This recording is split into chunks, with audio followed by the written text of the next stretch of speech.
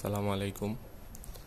এখানে দেখতে পাচ্ছেন আর্চার AX53 দুইটা রাউটার আছে এবং একটি সুইচ।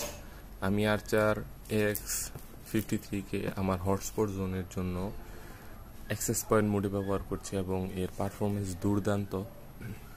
আপনারা যারা অনেক বেশি ইউজার হ্যান্ডেল করতে চান, অনেক অ্যাক্টিভ ইউজার থাকবে যেখানে আপনাদের হটস্পট জোনে, সেখানে আপনারা এই রাউটার দুটি ব্যবহার করতে পারেন এবং আমি এগুলো ব্যবহার করে খুবই দুর্দান্ত একটি পারফরমেন্স পেয়েছি।